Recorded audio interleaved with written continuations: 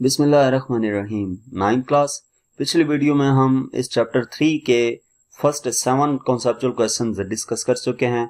आज की वीडियो में हम कॉन्सेप्चुअल क्वेश्चन नंबर 8 से स्टार्ट लेंगे। तो कॉन्सेप्चुअल क्वेश्चन नंबर 8 है, can two vectors with different magnitudes have the same resultant if they are at right angles, justify your answer. कि दो वेक्टर्स जिनका मैग्नीट्यूड डिफरेंट है उनका रिजल्टेंट सेम हो सकता है, यानी कि उनके मैग्नीट्यूड्स जो हैं, दो वेक्टर्स जो हैं उनके मैग्नीट्यूड्स यानी कि उनकी वैल्यू डिफरेंट है, उनका रिजल्टेंट सेम हो सकता है। तो यस, दो वेक्टर्स जिनका मैग्नीट्यूड डिफरेंट हो उनका रिजल्टेंट सेम हो सकता है अगर वो क्या हो, एक दूसरे के साथ राइट एंगल पे हो, यानी कि 90 डिग्री के एंगल पे हो। क्योंकि जो मैग्नीट्यूड ऑफ रिजल्टेंट वेक्टर हैं वो डिपेंड कर रहे होते हैं उनके मैग्नीट्यूड्स पे, इंडिविजुअल वेक्टर पे। ठीक है, जो रिजल्टेंट वेक्टर है वो किन चीजों पे डिपेंड कर रहा होता है, दो वेक्टर्स की मैग्नीट्यूड्स पे और उनके दरमियान एंगल जो है उस पे। अगर दो वेक्टर्स एक दूसरे के साथ 90 डिग्री के एंगल पे मौजूद हैं, यानी कि राइट एंगल पे हैं, तो पाइथागोरन थ्योरम अप्लाई करके हम मैग्नीट्यूड जो है रिजल्टेंट का वो कैलकुलेट कर सकते हैं। आर इक्वल आ जाएगा √a² + b² के। इस फार्मूले से हम रिजल्टेंट कैलकुलेट करते होते हैं। नेक्स्ट हमारे पास क्वेश्चन नंबर 9 है, y doesn't have a direction associated with it, making it a scalar। कि y doesn't have a direction associated with it, कि जो डायरेक्शन एसोसिएट की गई होती है वो उसको स्केलर क्यों नहीं बनाती। ठीक है, किसी क्वांटिटी के साथ जो डायरेक्शन एसोसिएट की गई होती है वो उसको स्केलर क्यों नहीं बनाती। तो बेसिकली स्केलर को रिप्रेजेंट करने के लिए हमें डायरेक्शन की जरूरत होती ही नहीं है। स्केलर क्वांटिटीज के लिए डायरेक्शन की जरूरत नहीं होती, क्योंकि ये फिजिकल नेचर पे डिपेंड कर रही होती है, यानी कि उस किसी स्केलर को रिप्रेजेंट करने के लिए जस्ट हमें मैग्नीट्यूड की जरूरत होती है, डायरेक्शन की जरूरत नहीं होती। जैसा कि हम बात करें मैस, टाइम, एनर्जी, टेम्परेचर की, तो ये हमारे पास स्केलर क्वांटिटीज हैं, इनके लिए हमें किसी डायरेक्शन की जरूरत नहीं होती।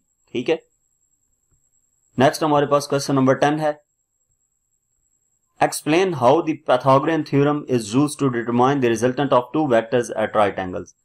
पाइथागोरन थ्योरम को हम किस तरह से यूज कर सकते हैं, कैसे यूज कर सकते हैं रिजल्टेंट कैलकुलेट करने के लिए राइट एंगल का। राइट एंगल से मुराद दो वेक्टर्स हमारे पास राइट एंगल्स पे हों, यानी कि प्रॉपर एक ट्रायंगल बन रही हो हमारे पास।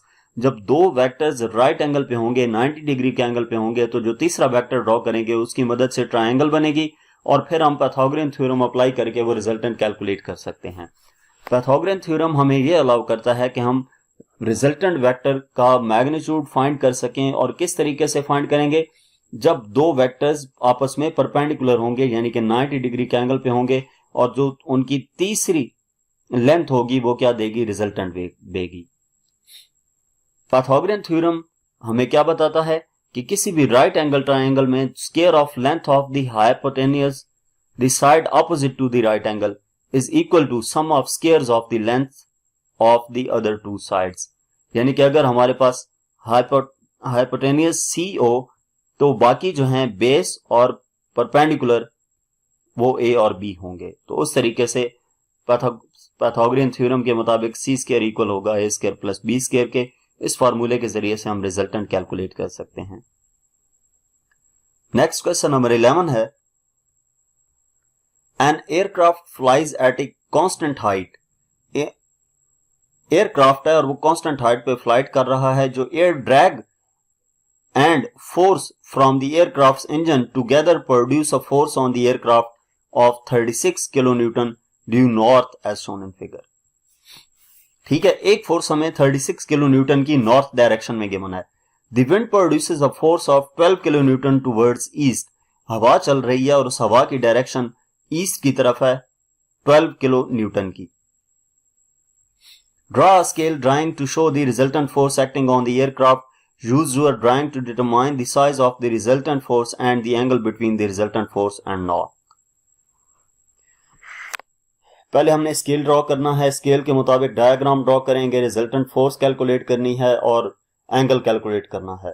तो अगर हम इसको डायग्राम की मदद से देखें तो ये हमारे पास वेक्टर ए है, जो कि 36 किलो न्यूटन की फोर्स को रिप्रेजेंट कर रहा है। वेक्टर बी है जो कि 12 किलो न्यूटन की फोर्स को रिप्रेजेंट कर रहा है। हेड टू टेल रूल के जरिए से इनको ऐड किया तो ये जो रेड कलर का एरो आपको नजर आ रहा है ये रिजल्टेंट वेक्टर होगा जिससे सी को डिनोट किया है। तो ये हमने सी वेक्टर फाइंड करना है और साथ क्या कहा गया था, angle between the resultant force and the north. अब नॉर्थ अपवर्ड डायरेक्शन में होता है ये वेक्टर रिजल्टेंट वेक्टर और इसका एंगल नॉर्थ के साथ, तो ये थीटा भी कैलकुलेट करना है। तो इसका हम सोल्यूशन देखते हैं। सबसे पहले डाटा में हमें क्या गिवन है, ए इक्वल है 36 किलो न्यूटन के, बी इक्वल है 12 किलो न्यूटन के और सी हमने कैलकुलेट करना है।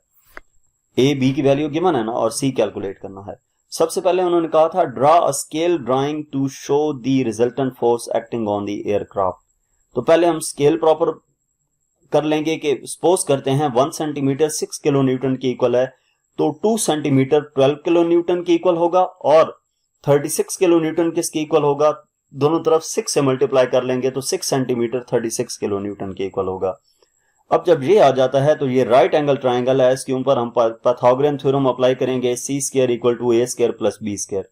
उसमें हम वैल्यूज पुट कर देंगे तो ये हमारे पास सी की वैल्यू आ जाएगी 6.32 सेंटीमीटर। 6.32 सेंटीमीटर, ये वैल्यू सेंटीमीटर में पुट की हैं। आप चाहें तो डायरेक्ट किलो न्यूटन वाली वैल्यूज भी पुट कर सकते हैं, उससे भी आंसर यही 37.92 आएगा। यहां पे कैसे लाया है कि सेंटीमीटर वाली वैल्यूज पुट करके 1 सेंटीमीटर जो है 6 किलो न्यूटन की इक्वल था तो इसको 6 से मल्टीप्लाई किया, यह 37.92 किलो न्यूटन आ जाता है। रिजल्टेंट वेक्टर किसकी इक्वल होगा, 37.92 किलो न्यूटन के, या सेंटीमीटर्स में 6.32 सेंटीमीटर के।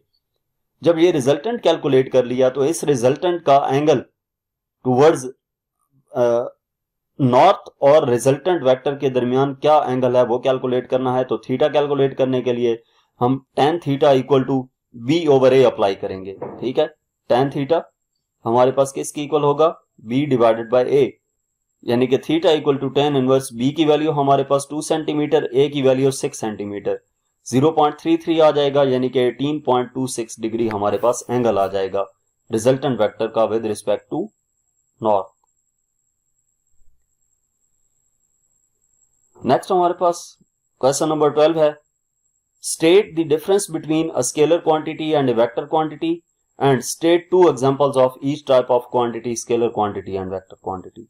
यानी कि स्केलर क्वांटिटी और वेक्टर क्वांटिटी की डेफिनेशन बतानी है। स्केलर क्वांटिटीज वो क्वांटिटीज होती हैं जिनको कंप्लीटली डिस्क्राइब किया जाता है उनके मैग्नीट्यूड्स की मदद से, और वेक्टर क्वांटिटीज वो क्वांटिटीज होती हैं जिनको डिस्क्राइब करने के लिए मैग्नीट्यूड और डायरेक्शन दोनों की जरूरत होती है। स्केलर क्वांटिटीज की क्या एग्जांपल हो सकती है, डिस्टेंस है, स्पीड है या वर्क है, इनके लिए हमें डायरेक्शन की जरूरत नहीं होती, सिर्फ मैग्नीट्यूड की जरूरत होती है। और इसी तरह वेक्टर क्वांटिटीज की बात करें तो डिस्प्लेसमेंट, वेलोसिटी और एक्सेलरेशन जो हैं ये वेक्टर क्वांटिटीज हैं। इसके बाद नेक्स्ट हमारे पास क्वेश्चन नंबर 13 है, figure shows the direction and size of two vectors p and q। p और q वेक्टर्स डायग्राम में दिखाए गए हैं। In the space next to figure, draw a labeled vector diagram to show the resultant vector obtained by adding p to vector q. Drawing vector p, vector q and the resultant vector to the same scale as in the figure. यानी कि p और q दो vectors given है, हम इनको vector form में बनाते हैं तो ये हमारे पास इसी मैग्नीट्यूड और इसी डायरेक्शन में p and q vectors given है। अब कहा यह गया है कि p और q वेक्टर को ऐड करके रिजल्टेंट निकालें, तो ये p vector as it is same magnitude and length, magnitude and direction, q same magnitude and direction draw किया। रिजल्टेंट वेक्टर को ड्रॉ करने के लिए फर्स्ट वेक्टर की टेल को लास्ट वेक्टर के हेड के साथ ज्वाइन किया तो ये हमारे पास रिजल्टेंट वेक्टर आ गया। और यही इस क्वेश्चन में कहा गया था कि इसी स्केल के मुताबिक p q वेक्टर ड्रॉ करके उनका रिजल्टेंट ड्रॉ करें, तो ये हमने ड्रॉ कर दिया है। इसके बाद लास्ट क्वेश्चन है इस चैप्टर का, question number 14, force is a vector quantity, state what is meant by a vector. Force एक वेक्टर क्वांटिटी है, वेक्टर से क्या मुराद है, वेक्टर बेसिकली क्या होता है। वेक्टर बेसिकली एक मैथमेटिकल क्वांटिटी है जिसके लिए मैग्नीट्यूड और डायरेक्शन दोनों की जरूरत होती है। यानी कि वेक्टर को रिप्रेजेंट किया जाएगा एक एरो की मदद से और एक लाइन लगाई जाएगी, उस लाइन की जो लेंथ होगी वो रिप्रेजेंट करेगी मैग्नीट्यूड, और उस जिस साइड पे एरो लगाया जाएगा वो उस लाइन की यानी कि उस वेक्टर की डायरेक्शन बताएगा। तो इस तरीके से वेक्टर को रिप्रेजेंट करने के लिए मैग्नीट्यूड एंड डायरेक्शन दोनों की जरूरत होती है। तो अगर हम बात करें फोर्स की, तो फोर्स को रिप्रेजेंट करने के लिए मैग्नीट्यूड और डायरेक्शन दोनों की जरूरत होती है। इस वजह से फोर्स भी एक वेक्टर क्वांटिटी है। यहां तक हमारे पास इस चैप्टर के कॉन्सेप्चुअल क्वेश्चंस थे। मजीद किसी भी चैप्टर की एक्सरसाइज का सोल्यूशन देखने के लिए हमारा चैनल विजिट करें। इसके अलावा अगर आप किसी भी सब्जेक्ट की ऑनलाइन या होम ट्यूशन पढ़ना चाहते हैं तो हमसे व्हाट्सएप पे कांटेक्ट कर सकते हैं। Thank you.